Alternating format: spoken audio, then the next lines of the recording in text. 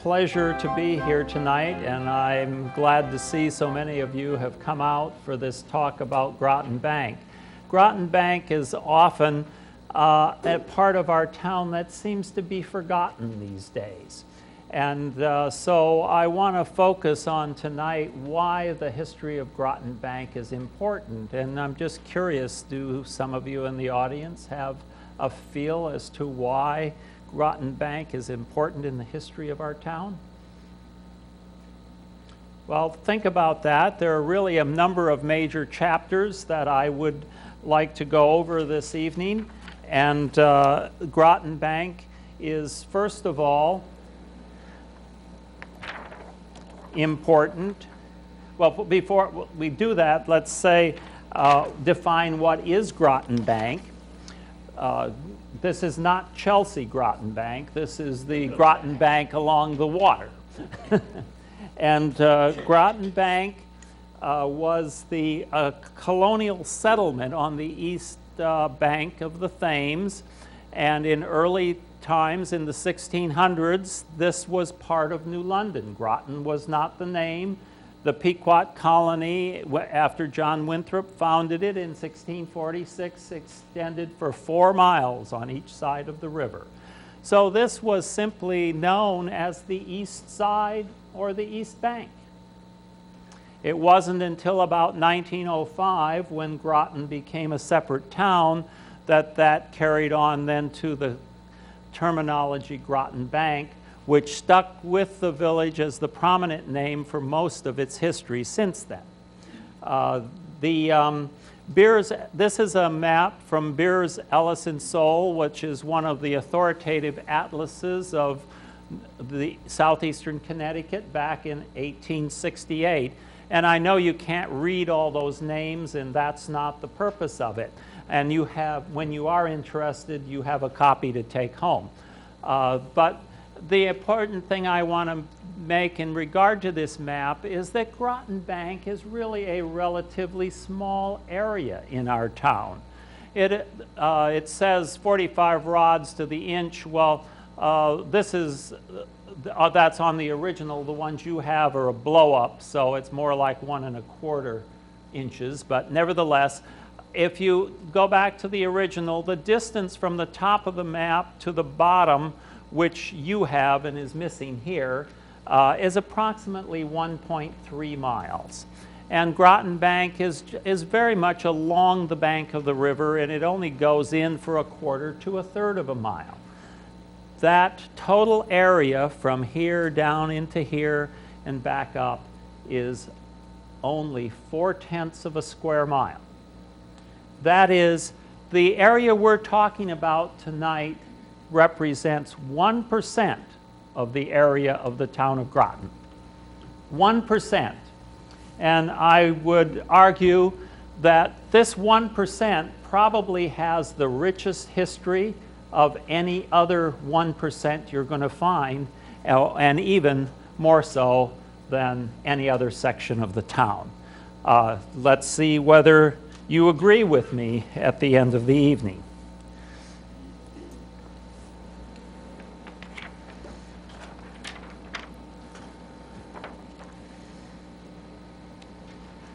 Why is Groton Bank important? The main reasons are, as it was one of Groton, whoops, I'm going the wrong way here, sorry about that. It was one of Groton's earliest settlements, settled by Kari Latham, the ferryman, in 1655. In that time, Kari Latham built his ferry tavern on what was the east bank of Thames Street, and that ferry tavern used to stand right in that spot opposite what is today known as the Avery House. In the years that followed, Groton Bank became very quickly a national and world leader in shipbuilding, a leader in harbor and now national defense, the main hub of business and commerce for the town of Groton, and the transportation center for the town of Groton. As a result of all of these activities, it also was the residence of quite a number of nationally known people, all in this little bitty area here. And therefore, I believe the history of Groton Bank represents very closely the roots of present-day Groton.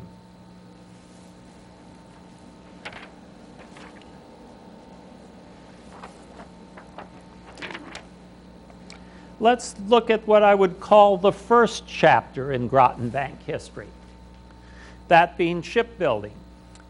Shipbuilding started as early as the 1680s, just 30-some years, not even 30 years after it was settled.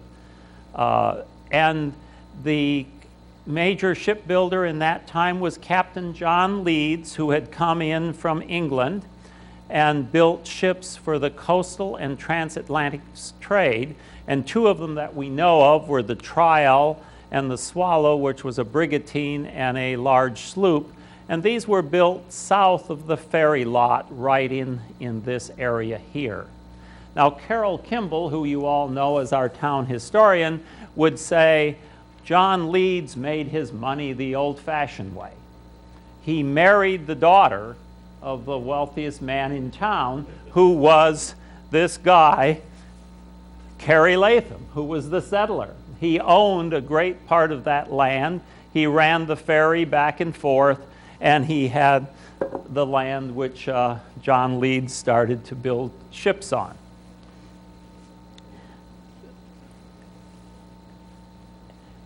John Leeds passed away in the early 1700s or early 1700s, and his property was transferred to a John Jeffrey and a Captain Sterling, who in 1725 launched a 720-ton ship, again right here off of this little bitty Thames Street, or Bank Street as it was known in earlier days. And that so-called great ship was the largest ship that had ever been built in colonial America, and a record that was not broken for another 50 years, that it was not broken until the Revolution, any place in this country. And Groton Bank clearly established itself as a leader in shipbuilding then, and Jeffrey built other large ships. In 1933, a 570-ton ship was launched. And we could spend a whole night talking about shipbuilding, but let me just say that even at that time in the early 1700s, there were other shipyards up in this area where the Goldstar Bridge is today. The Starr family was involved in shipbuilding, and there was a family by the name of the Lathams were involved in shipbuilding near where the northern end of EB is today. Now you have a little bit more on your maps that I've handed out than what is shown here on the slide, and you'll see, if you look carefully, there's a place where it says a railroad ferry goes in, and we'll talk more about that later, but that's the northern section of EB today. And the Lathams built 60 vessels there between the Revolutionary War and 1807. That's 3 big ships a year in this one yard. And through the 1800s, Samuel Moxley in the area of 353 Thames Street, which is right in here, was also building ships and launched 11 ships in the 1850s. And smaller vessels were also built.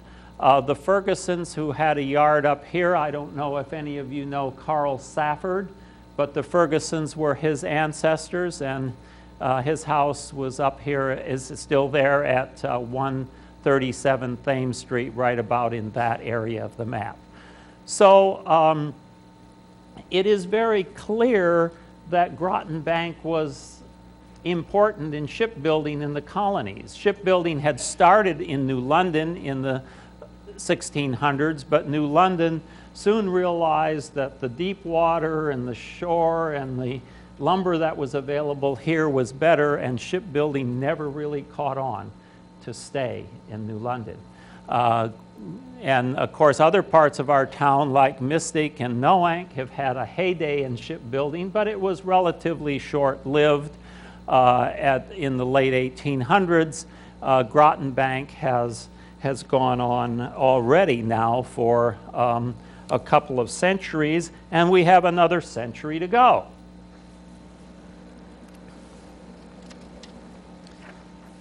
And look at this. Biggest ship in the world was launched in 1903, so says the day, on April 16th.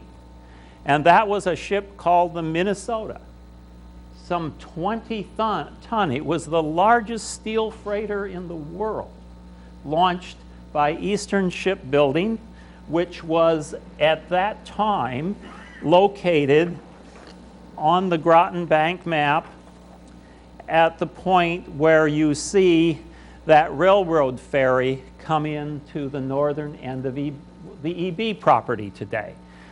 They didn't do just one of these, they did two twin ships, the Minnesota and the Dakota, which were the largest steel freighters in the world, built right here on Groton Bank on the Thames River.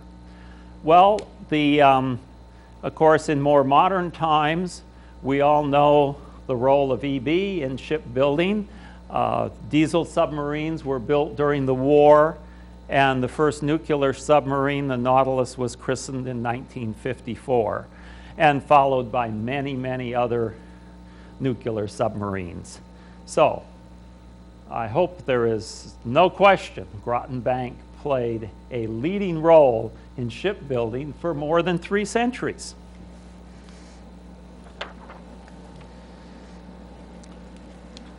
Well, what else did we do here? Groton Bank was also important in defense.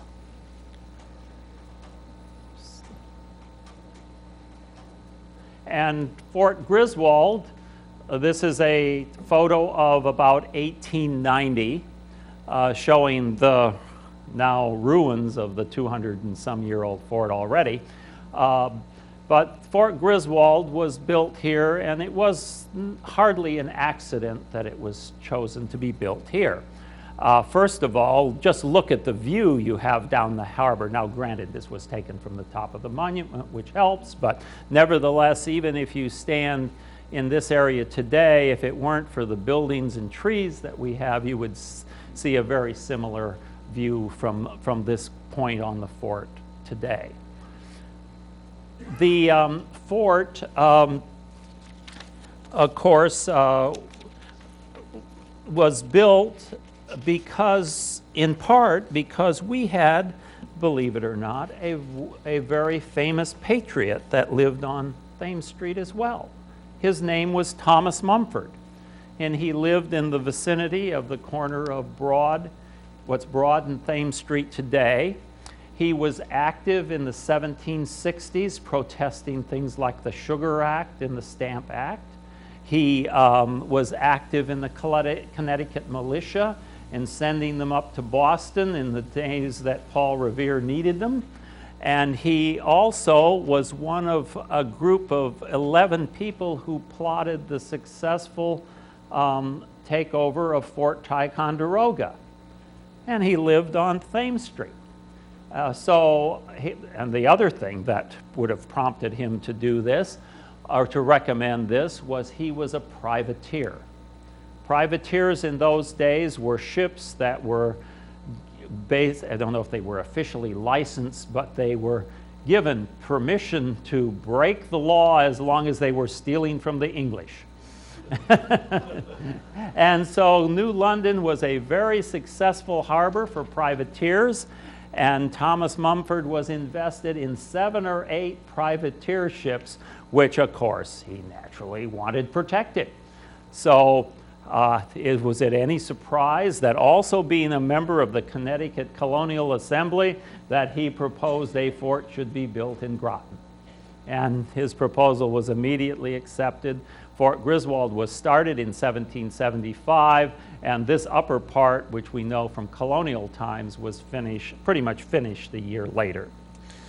Of course, then we had, 5 years later, there was the battle at Fort Griswold. The British troops were under the command of Benedict Arnold, who landed 800 troops on each side of the mouth of the river, each group marching up north. New London was quickly overrun. The 800 troops that attacked Fort Griswold on the British side met considerable resistance from only a fifth of that number of colonists, about 160, and stormed the fort 3 times before they got in. Of course, I think most of you know the history of that battle, and that's a whole story in itself. The British did win. There was great loss of life on both sides. After the battle, the British left many of the wounded at the Ebenezer Avery House, which was at the corner of Thames and Latham Streets, and they departed from a parklet today that's marked on the other side there. Today, the Avery House has been moved to Fort Griswold, where it is restored and in the lower battery. The fort was also active in the War of 1812. It was manned. We never had an attack here in Groton, although the British did blockade the harbor, and Commodore Decatur was blockaded in here. And after the War of 1812, the lower part of the fort was rebuilt. We just had looked at the upper fort up here. Down below in the lower section, in 1843, this powder house as well as the shot house were built. The shot house here was to heat those cannonball up red hot, so when you fired them into a wooden ship, it would catch on fire. And additional cannon were added to the fort in the 1840s, and again later through the 1800s.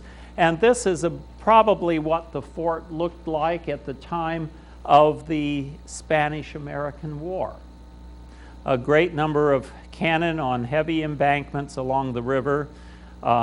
Cannon, if you look closely, you can see it doesn't come out clearly, but there are piles of cannonball in there and so forth. So that takes us up to here. And I'm told that the fort also played some service role in World Wars I and II. So the conclusion of this second chapter of Groton Bank history, which is defense, is that today shipbuilding and harbor defense have become merged and broadened to national defense. And nobody, I think, will challenge the role and the importance of both EB and the Groton submarine base, which are integral parts of the town of Groton in terms of national defense today, although some in Washington are. But it clearly, over the centuries, has played a very important role. What's the next chapter then in Groton Bank history? Well, it's largely business and commerce.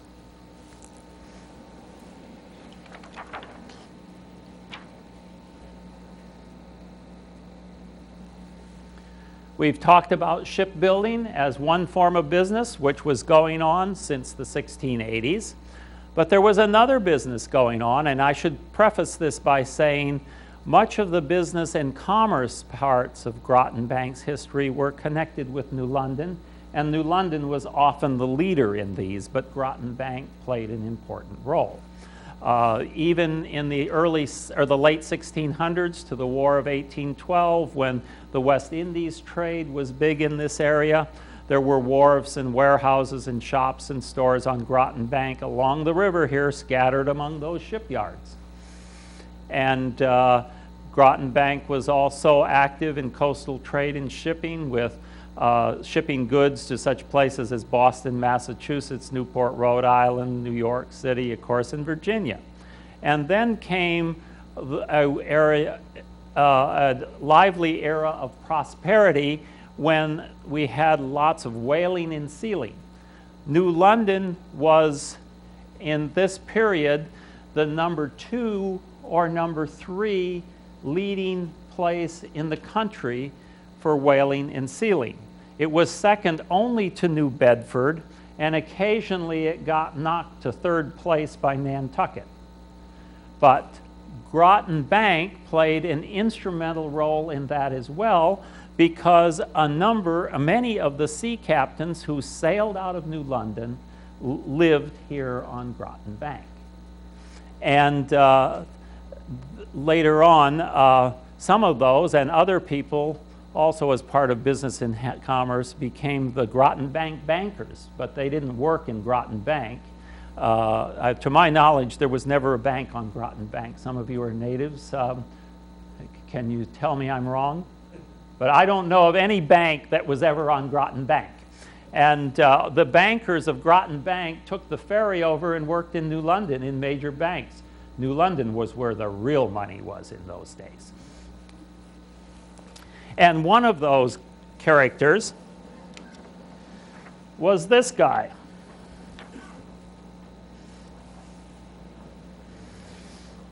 Captain Ebenezer Rattler Morgan.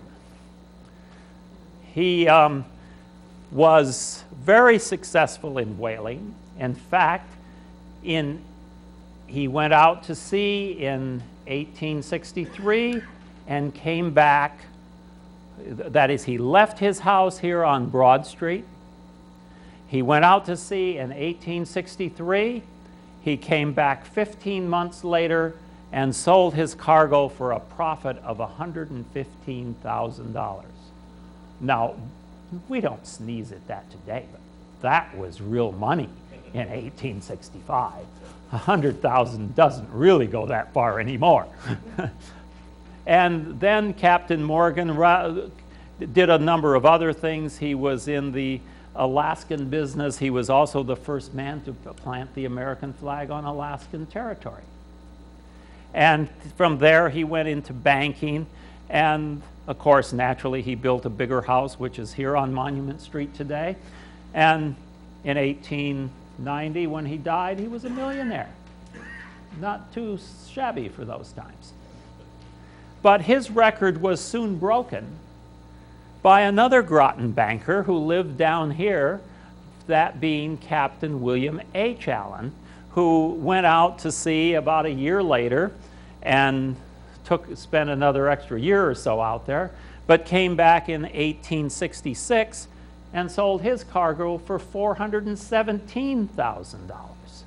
Yes, Bruce? Any idea where that nickname Rattler came Oh, from? yes. This is... No. In fact, he was reported to have been a pillar in the Baptist church. And Rattler, in fact, as one account says, he would not catch whales on Sunday.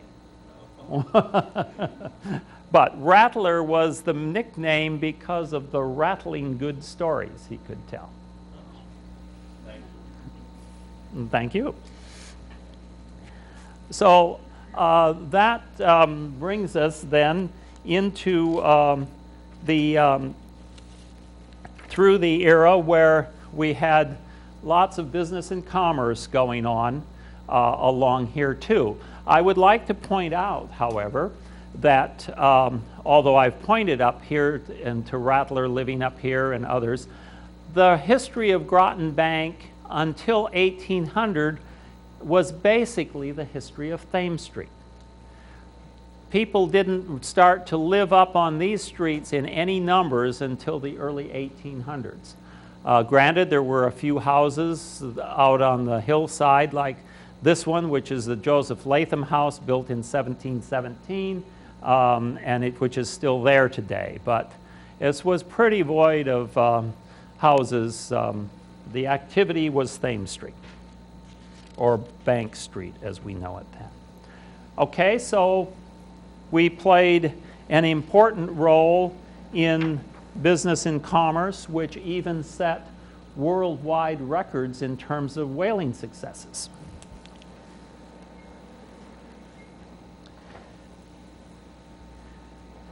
Chapter 4.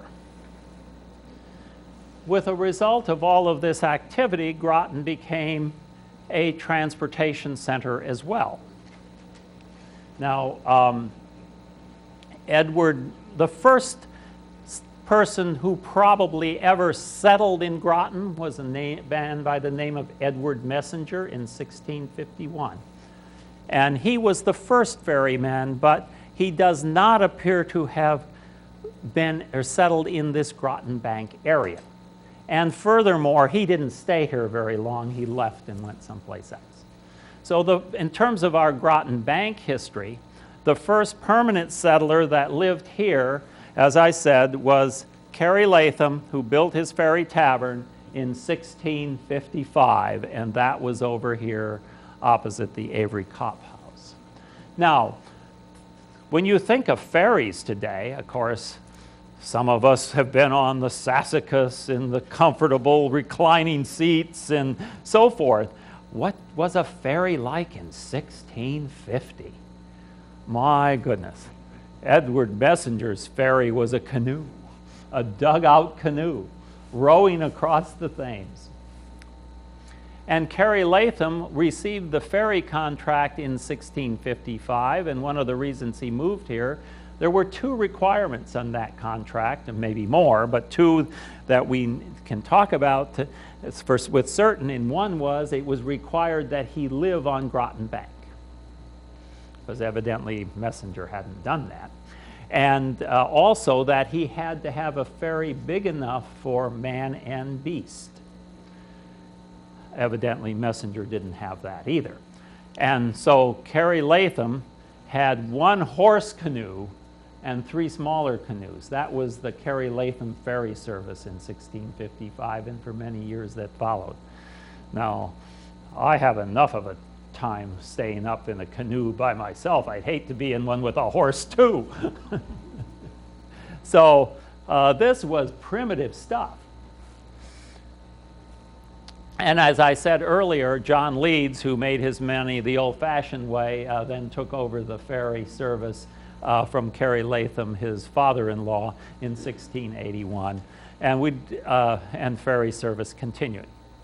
As part of transportation, of course, there was also the West Indies and coastal shipping trade. So if you were a Groton resident and you wanted to go to New York, you just got on one of these boats shipping cargo and merchandise to one of these places.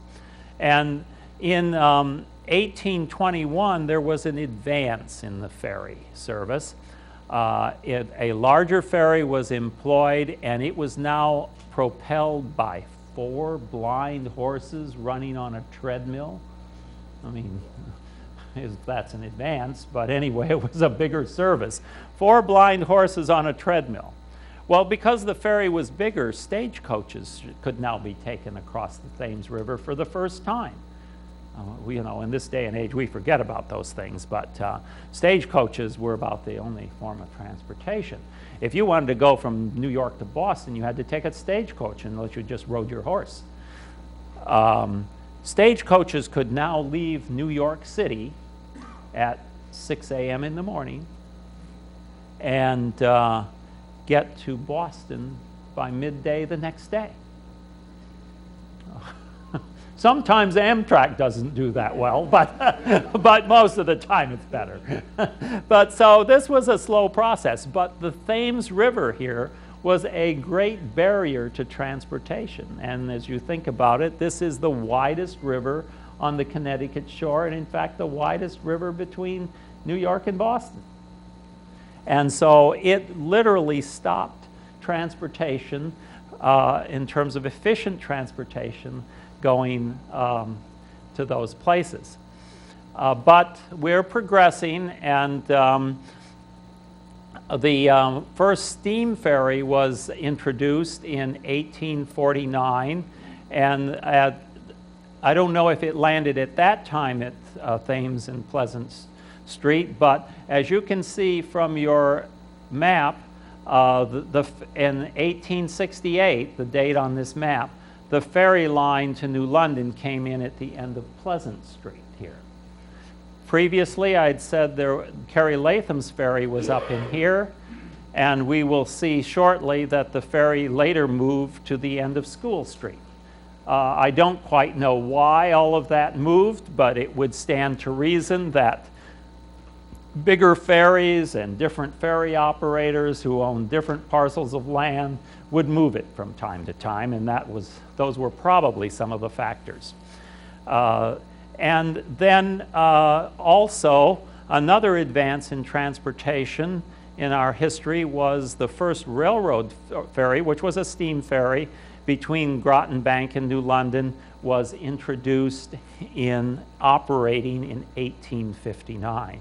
And that came in down here toward what is today the northern part of EB, and you can see that on the handout maps, but not on this one.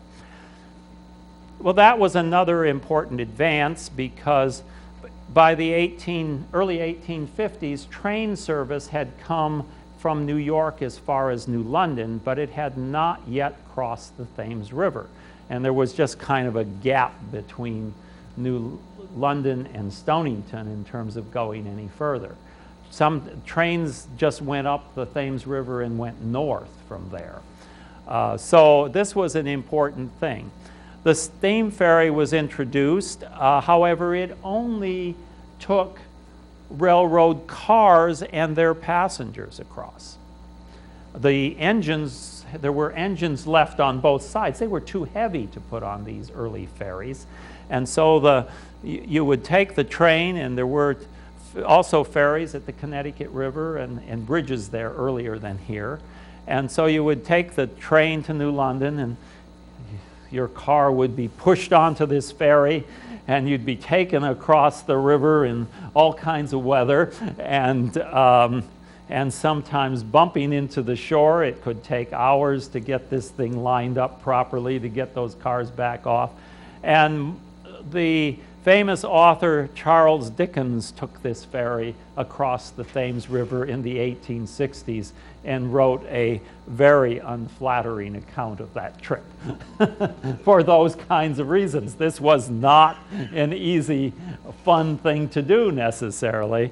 It may have been more like being on bumper cars at the amusement park, but at least there you aren't falling in the water.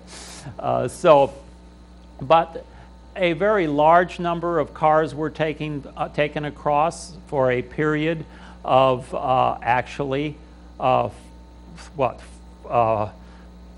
69, 70, 30 years. The first ferries could only take a couple of cars, and the bigger ones eventually took as many as 5 cars across at a time.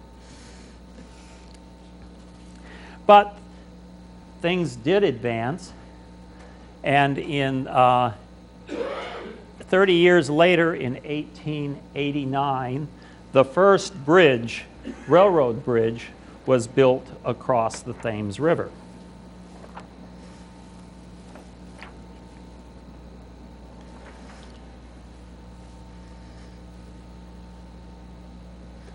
And as you can read here from the picture out of this book, this was the largest bridge of its kind in the world. Right here in the Thames River, right in our neighborhood. Can you believe that? And there's a picture of it. And this is what it looked like if you looked at it from the water. And with this new addition of the railroad bridge coming out into Groton Bank, of course, it didn't take long, and Groton Bank had its own railroad station, which used to be north of, just a little bit north of the north end of Thames Street, where the, for those who know where it is, where the old Diamond National Lumberyard used to be a train station, and so forth. So we're coming up in the world now. In the let's take a look at this transportation issue again and realize that even though we had the train, for the average people in Groton Bank and New London, that is, they were still taking the ferry back and forth. This was the main transportation for people who were commuting every day. They didn't take the train very often.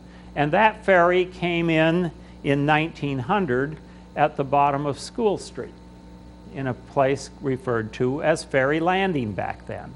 If those of you who may be familiar with the area will recognize that this building is still there today. This is the building that Ken's Tackle Shop is in today, but we're looking at the side of it, and we'll come around and look at the whole thing. But there were a number of shops and offices in here, and this was a small waiting room for people waiting for the ferry or waiting to be picked up or whatever.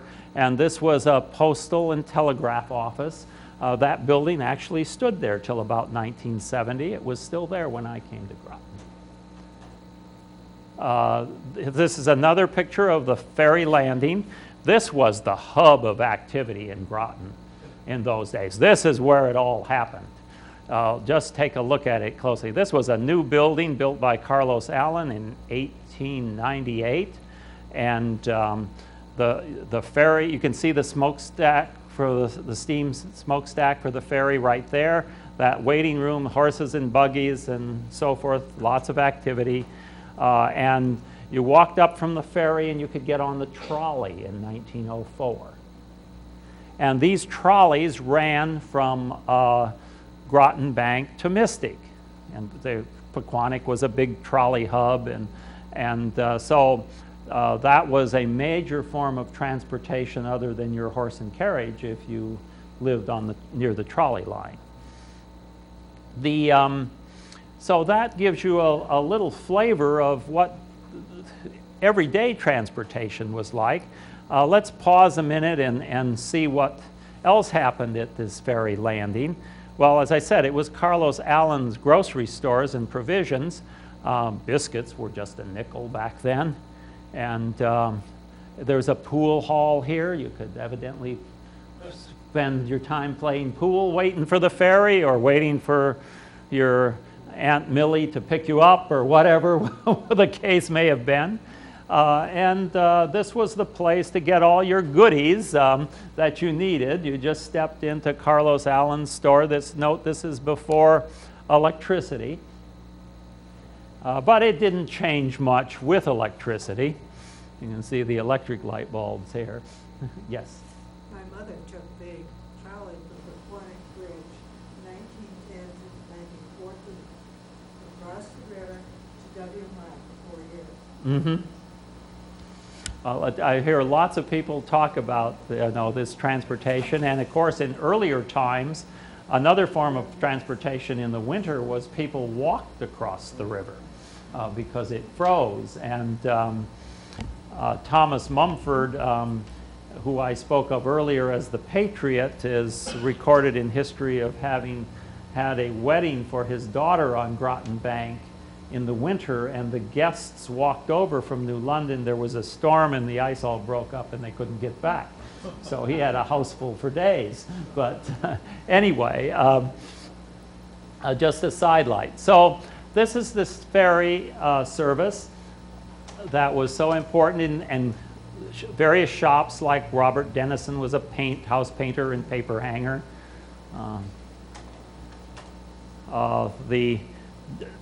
Just on the other side now, this is the building that was the Telegraph Coastal, but it's also a apothecary shop with drugs and medicines. This is, for those of you who are not as familiar with this area, this is all on the area which is a parking lot today of the Botel, which is down on Thames Street. Let's walk north a little bit on Thames Street in this era.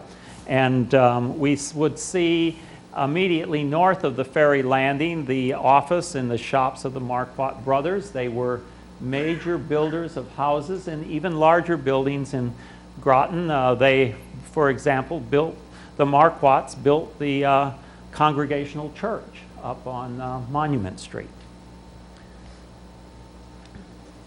Across the street from that house is a residents of the Pendletons, who I didn't know anything about, but note this is a center chimney colonial style house. It has been revamped with added porches and a pediment here, but there are a number of center chimney houses still on Groton Bank, and they generally date about 1850. One of them was the Ensign Ebenezer Avery House at the fort. The Greek Revival that you just see the columns there is still there today on Thames Street. And then we also have the Avery Cop House, which I think is probably familiar to more people. It's on the west side of Thames Street. Much of Thames Street in these days was residential on the east side and business on the west side, particularly the northern end of the street. This is the house immediately north of the Cop House. I point it out because it's a center chimney colonial of, a center hallway colonial of 1787.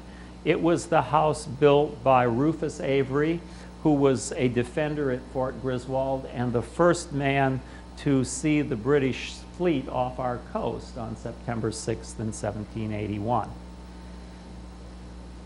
Across the street from, another picture of the same house just at a few years later when the street had been revamped. Across the street was the house originally built by Park Avery, who was also one of the people who constructed Fort Griswold, and he was himself a defender. In 1782, he built the original of this house, which was a one-story, and in later years, a second story was added in the Victorian period. So it survived the battle? Yes, there were a number of people that survived. I think about half of them were killed, but about half survived. And Park Avery and Rufus Avery were survivors, as a few others. There's about half a dozen or so houses on Groton Bank that belonged to defenders of Fort Griswold, and they survived because we know that because they built the houses after the battle. The British burned a number of houses in Groton. As you know, they burned major parts of New London, but they also burned parts of Groton. And these are houses that were built immediately after the battle.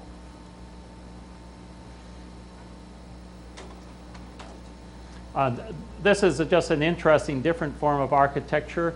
It's a gambrel roof colonial. You don't see many of those. That's still on Thames Street. And this is probably the most famous house in Groton Bank and maybe even Groton. The Mother Bailey House, also known as the Mother Bailey Inn. And this was the site, this area was also the place where Thomas Mumford, the patriot, lived back in the time before the battle. His house was one of those burned by the British, and I don't know what happened to him after that. But Anna Warner Bailey was famous, became famous because, first of all, she was the first woman to enter the fort after the battle. She was looking for her uncle, and Dr. Prentice was there tending to the wounded, and she just stayed and helped him. He built this house then after the war, revolution, and she and her husband wound up buying it some years later. But her claim to fame really happened during the War of 1812 when our harbor was again blockaded, and she was walking down Thames Street one day and approached by a couple of soldiers who were looking for cannon wadding, which was necessary in those times for firing cannon.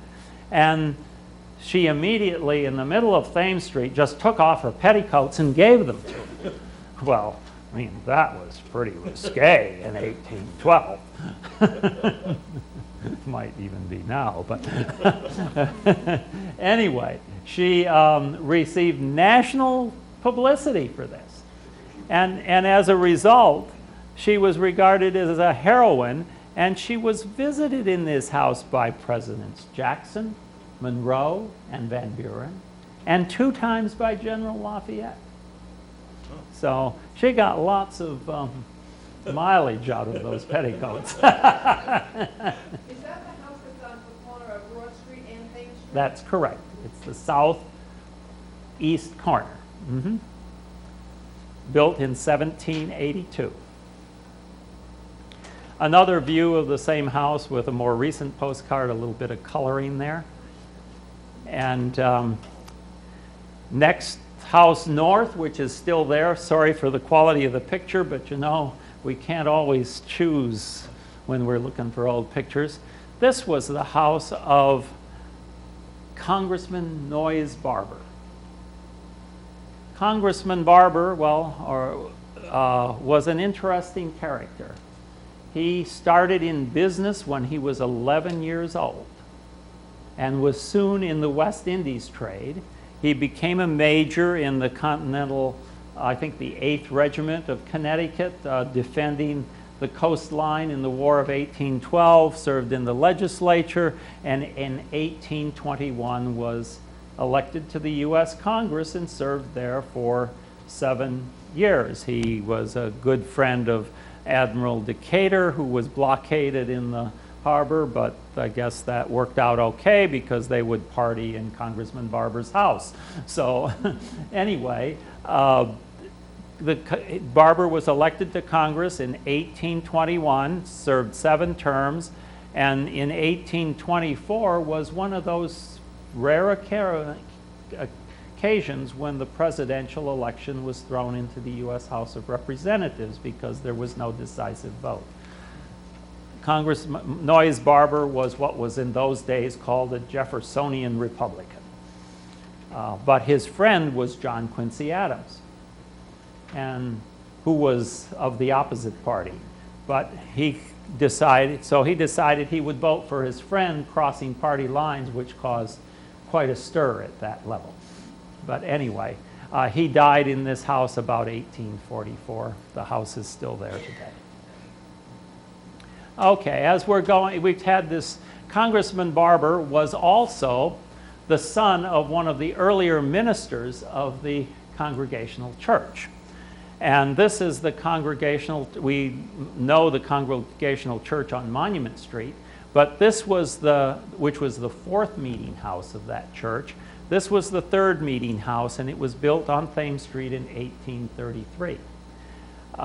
And while I'm talking and used till the new church was built and dedicated in 1902. The land for this, one of the reasons the church was here was the Barber family gave the land for the church, which I'm sure was somewhat of an influence to get a free building site. But another thing I should mention that I didn't mention earlier is, of course, we were talking about the ferries, and one of the things that was the driving force for Groton to become a separate town was churches. There was not really freedom of religion in the colonies. Freedom of religion didn't come until our Constitution came into place. If you lived you had to go to church on Sundays, and you were not allowed to have a church in your vicinity unless you were a bona fide town. So that meant people in Groton had to get on those ferries and go across the river on Sundays to go to church in New London. Well, they decided that after a while that they would rather not do that. And so there was a long process of petitioning for a church in Groton, which was finally granted in 1702, and then Groton became a separate town in 1705, because it could do that now because it had a church. But you couldn't be a town without a church back then in colonial times. Hardly what we would call freedom of religion. Well, anyway, we're a little sidetracked here, but we're working our way back up to the bridge, and still in the transportation chapter. Here is, again, that 1889 railroad bridge, but lots of activity. The Harvard race was taking place here. People with better eyesight than I can say whether that's 1898 or 1893. But anyway, can you imagine all these folks standing on the railroad bridge today? Well, let's join these guys down the river, And we come back on the river now and past the Congregational Church that I mentioned. And this was the Congressman Barber's house. And the Mother Bailey house, which you can't see because of these buildings, was where this big tree is, or still is.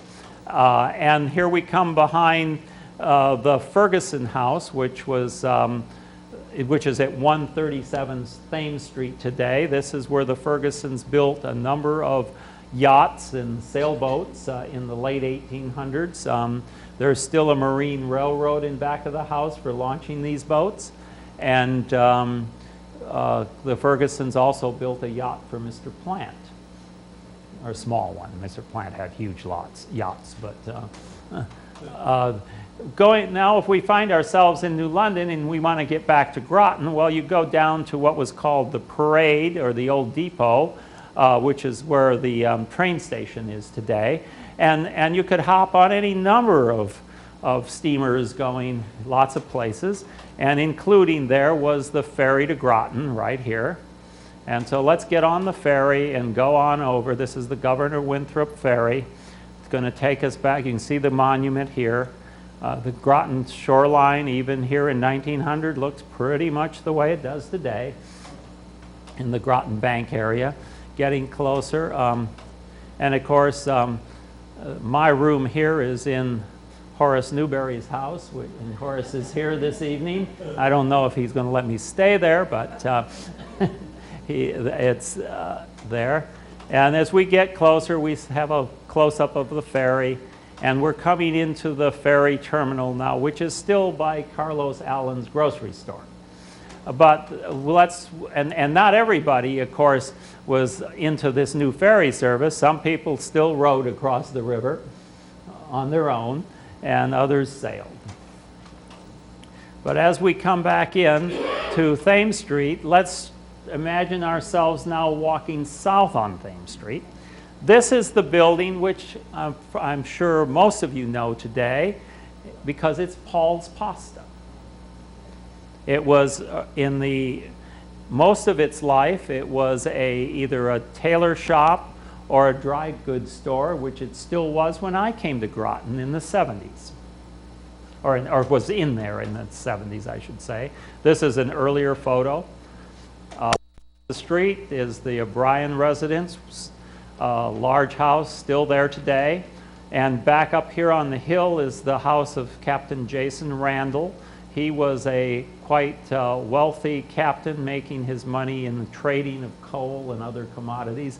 Had a ship over in New London that he could easily keep an eye on from the windows of his house, being up there on the hill. Going north on Thames Street, this building, which is the Submarine Memorial Association today, used to be the post office. You can see those trolley tracks, which I talked about earlier, going to Pequannock. Horace's house is here, but there's a bunch of other houses before we get there. The Groton Grain Company was an important business in the transportation days. You had to feed those horses. And this is the crew that ran it. South of that was the Groton Hotel. It's still there today. And then Thames Street became residential with a number of houses going on south of that. And this is Latham Street again, the Ebenezer Avery House, the Bishop Seabury Memorial Church, which is at the corner of Fort Street, the residence of William H. Minor, another wealthy businessman. This has been incorporated and is part of the Biles Memorial Home today. And in 1900, the city, of course, or the borough of Groton had formed in 1903, and this was the first beginnings of the utilities operation in Groton. This is the building where Seahorse on the Thames was, and now I believe they call themselves the River Cafe. They've changed the name just in the last year. Going back up to Thames Street as a result of the city utilities, we see that things have changed quite a bit because now we had to get modern. Of course, we still have steam-driven tractors, evidently, and horses. But you see, they're putting in some sort of pipes, whether they're water or sewer, I don't know.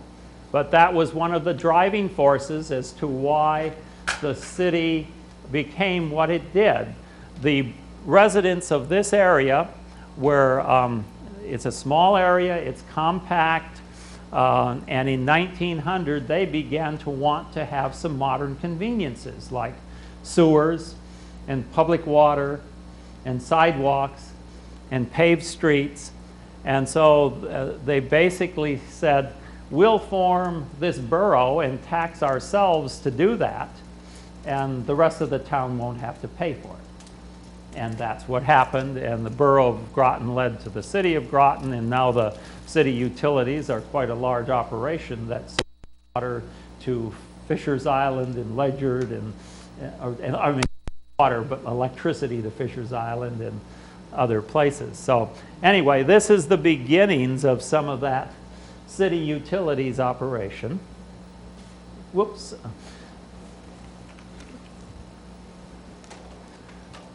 I just continue on through the rubble here on Thames Street. And we reach the railroad bridge again. But now there are two bridges.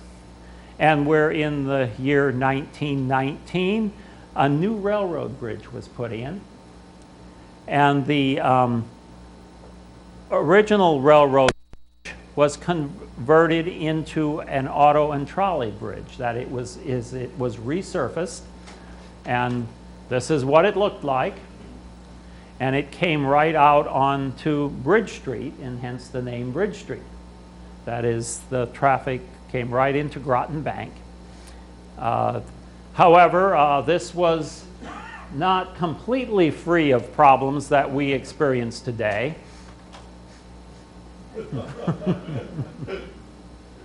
Traffic jams have been around for a long time. But as a result of this railroad bridge, the ferry service ended in 1929. Everybody was taking their car over the bridge by then. And car traffic, of course, increased and increased, and the original of the Goldstar Bridge was completed and dedicated in 1943 in the middle of World War II. That bridge had a big impact on business in Thames Street, or at least I believe it did, in that now the traffic which had come down onto Bridge in Thames Street was automatically funneled off in the direction of Long Hill Road because the bridge was much higher, it was further north, it extended out further, and as a result, with the traffic going in that direction, the shopping centers began to develop in that area, and the business that was so vibrant on Thames Street prior to World War II began to decline. Now, of course, we'd love to see that revived in some reasonable way today, but in some senses, we can be thankful that the bridge was where it is, because if it had come right into this spot, Groton Bank would have probably been obliterated by clover leaves. So that concludes our transportation chapter of Groton Bank history. And it's getting late now, so I'm going to go through quickly. There were a number of, and I won't dwell on this, there are a number of quite famous citizens who lived in this little area over the years. I've mentioned some of them already. Esquire Ebenezer Ledyard was the man who negotiated with the British for the release of prisoners and so forth. He was the brother of the colonel who was killed. Ledyard the Traveler was a worldwide traveler that wrote a lot. We talked about Mother Bailey, Noyes. And there were a series of sea captains that lived up on the hill. I'm going to talk some more about these in a minute. We talked about Morgan and Allen, who set national whaling records in their day. The Buddingtons, and so forth. Robert Gray was a Civil War hero who lived on Groton Bank, receiving the Medal of Honor in the Civil War, and there is a statue that he has had placed up near the Monument House on Fort Griswold grounds. This was back at the Civil War time.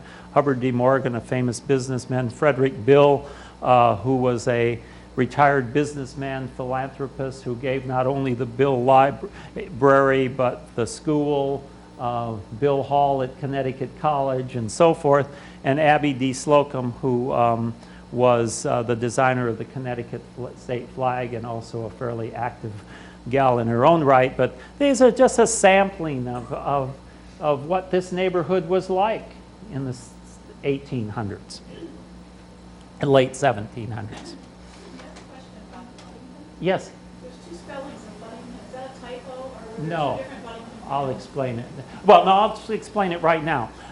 They were, to the best of our knowledge, related, but Sidney O. Buddington spelled it with one D, and the others spelled it with two. Now, maybe there were others that in the family, I don't know, but among this group of people, yes, that is a deliberate difference.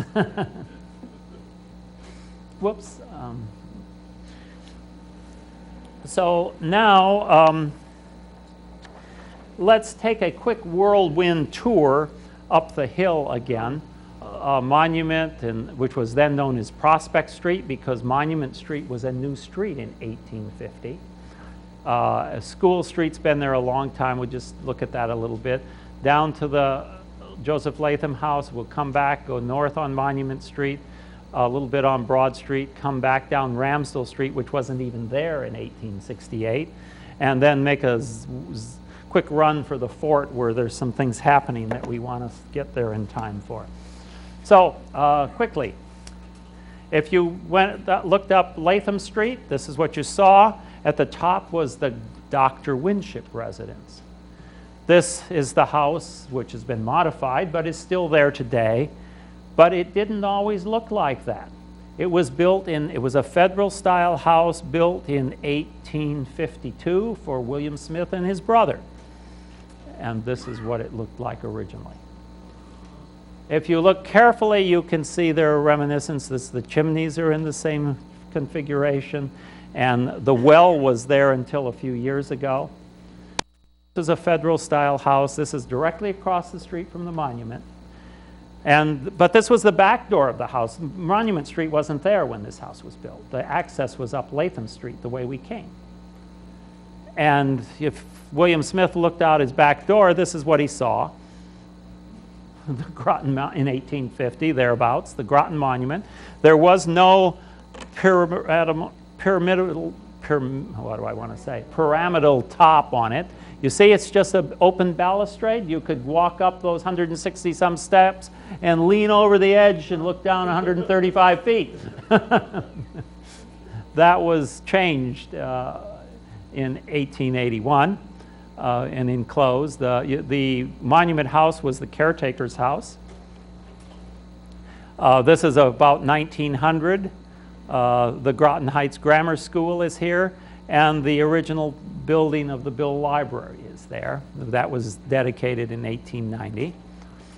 Again, just quickly, the Monument House as it looked in earlier times, addition in 1906. Bill Library dedicated in 1890, June of 1890. So let's go up the monument a minute and have a look. And if we look out that south window, we've seen this view already of the fort. But I want to point out now that just how few houses there were on Baker Avenue and south in 1890. This was the area that was next to be developed in Groton Bank. And this is that spur of land where the railroad ferry came in, which is at the northern part of EB's property today. 10 to 15 years later, whoops, wrong way. 10 to 15 years later, this is what it looked like. Look at all the houses in there. Well, the Eastern Shipbuilding had come in. They were building those big ships, the Minnesota and the Dakota. And there were quarries and other types of businesses down in this area. Just an example of one of the houses there. That's on Baker Avenue today. Looking the other way, whoops, I think I missed something here. No, well, maybe that slide is, I'm confused. Okay, looking north along from the monument, again, you see the railroad bridge crossing the Thames up here. This was the 1889 bridge. Monument Street. This is School Street. This is Mrs. Slocum had now purchased this house and transformed it. I think she married a count from Europe, and they had to have a mansion, and so she transformed that Federal-style house in the 1890s into a Tudor-style mansion, which at that time had 14 fireplaces. This was not a shabby place. Anyway, there's still open lots here, and I want you to focus on this spot here a minute. Whoops, I'm going the wrong way. A couple of houses were put in here between 1894, which was the previous slide, in 1910. And this house is worth noting because this is the house of the Fitch family. The Fitches were wealthy and business people, and he decided that it was time for Groton to have its own high school. And so the family gave a very sizable amount of money to the town to build its first high school, of course, under the condition that it would be named after their late son, Robert E. Fitch. And they lived right here on School Street in this house. The Marquards, who were builders, lived here, and this is the Captain Jason Randall house that I mentioned earlier. We'll come back to it. The tower of the Baptist church off in the distance. And so we're going to I'm going the wrong way, quickly stroll through here. If we come back down, this is what Monument Street looked like. The city utilities hadn't made it up here yet. We're still dirt. The Bill Library, which was enlarged in 1905, but the grammar school was there.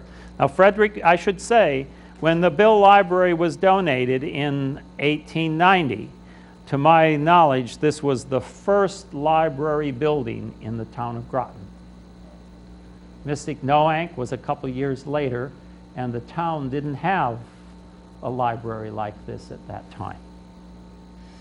The library, the library was enlarged in 1905. We still had the wooden grammar school, and Mr. Bill felt that we should have a newer school, and that's a close-up of the grammar school. And so in 1912, he donated a school too. And he also donated Bill Hall at Connecticut College, and this guy made his money. He seemed to have been a very quiet person. That's hard to know quite how he made his money, but he was in the book publishing business, and then in the garment business in New York, I think women's undergarments, which you didn't talk about in those days.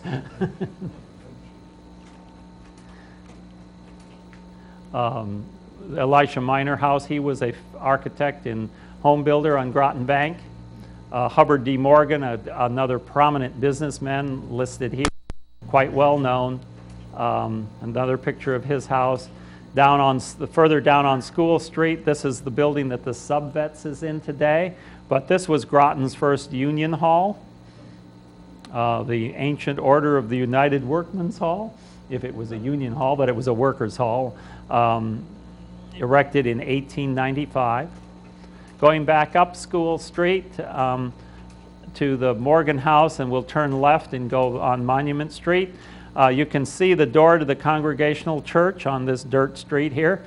And we'll ride by the Thomas Minor House and on the corner, and the church, which was dedicated in 1902. Another picture of the front facade. The window in this church was donated largely by John D. Rockefeller because his mother or grandmother was in Avery.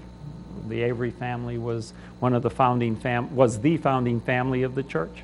Across the street was Deacon Thomas Minor, who was a wealthy Groton businessman. He ran the Groton Grain Company and had vast land holdings and lived in this place with a carriage house next door, nearly the size, same size. Horses were still the transportation. Another house down Meridian Street. And then the, whoops, something we missed here. I wanted to show, just beyond this house was the Joseph Latham house, but that slide got messed up somewhere. This house coming back, now if you turn around and come back along the side of the church here, back to Monument Street, and turn to the right, you see the Captain Reuben Kelly house. He was another famous whaling captain, but he sailed out of New Bedford. And next north of his house, which you can barely see here, was the James Monroe Buddington house. Now you need to, with these Buddingtons, you gotta pay attention to those letters, because if it's 1D or 2Ds or what the middle initial is and so forth. But you've probably seen the write-up on the White House desk in the Tercentennial calendar. Although Captain Buddington was born in Center Groton, in his career he lived in Groton Bank. He lived in this house on Monument Street at the time that the voyage was made to rescue the British ship, the Resolute. And as the story, I don't know if you've all read this, but the story says that that the Resolute was basically brought to New London, refurbished, returned to England. Queen Victoria had this very ornate desk made, and that's the desk in the Oval Office today. Captain Buddington also got one of those desks, identical to it, but we have no idea whatever happened to it. But another Groton Bank national figure. The next house north was the house of his son, James W. Buddington, James Waterman Buddington. And he is famous as a whaling captain as well. He was in the later end of whaling and was captain of the last whaling vessel to sail out of New London in 1908. He came back in 1909 without any whales. And that ended the whaling era, although he did have other cargo. Next north was the house of Captain Ebenezer Rattler Morgan, who we mentioned earlier. Still there. This is a newer picture of it, but and it's a big house. You can't see it with the trees here. And Captain Morgan lived in this house on Broad Street before his big whaling voyage. This was his first house. He lived here in the 1850s. After the whaling voyage, he moved to Monument Street, where he lived for another 20-some years there.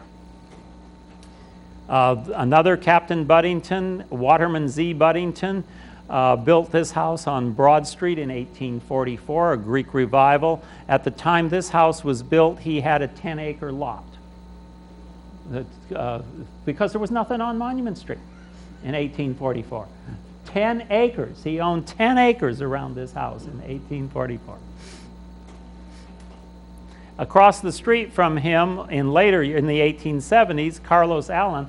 Remember, Carlos is the guy who had the ferry block down on Thames Street, the grocery store, He built this house in the 1870s. And next door to this house, which was Carlos Allen, is the Charles E. White house. Charles E. White was one of those bankers of Groton Bank that went to New London to work. And he gained his experience in banking and finances because he was one of the chief people involved in settling that $1 million estate of Captain Morgan's. And he and Belton Copp was also a member of the same bank, the Savings Bank of New London. Another house of a businessman, what was originally the Groton Bank Baptist Church, now known as Groton Heights Baptist Church. Another picture of it. And this house at the corner of Broad and Church Street was owned by James Morgan, but James Morgan is a guy I've never learned anything about or know about. He was obviously a very wealthy man. This is clearly one of the largest and most ornate houses on Groton Bank, but we don't know anything about James Morgan. Let's rush back to the fort because things are going to happen there in a minute. And this is the Captain Avery House, Jason Randall House on Ramsdell Street, which was a new street. A few other houses that were there, including Henry Bailey, who had a long history in Groton as a town clerk, and other houses from Ramsdell Street. A quick zip through Pleasant Street, which was kind of pleasant, tree-lined, peaceful looking. And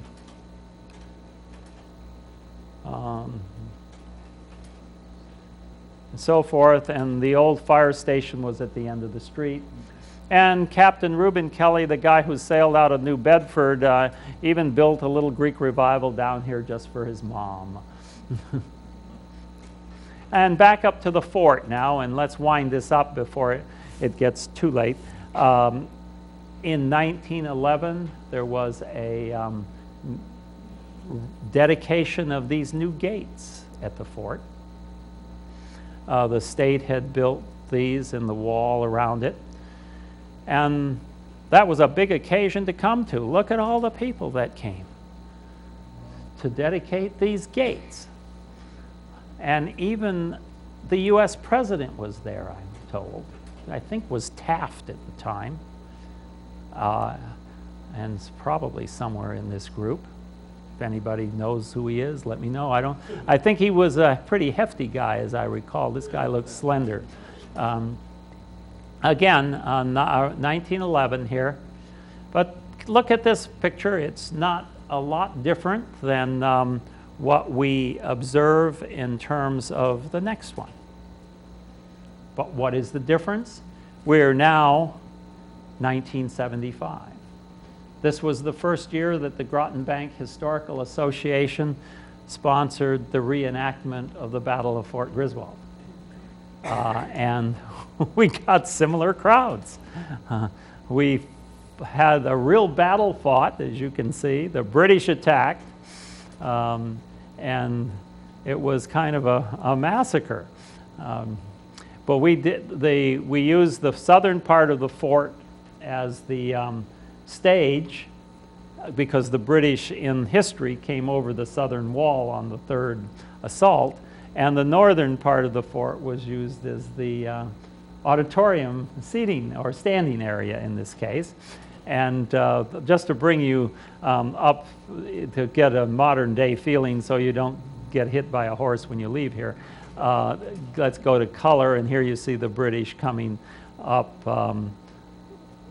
the assault, scaling the wall.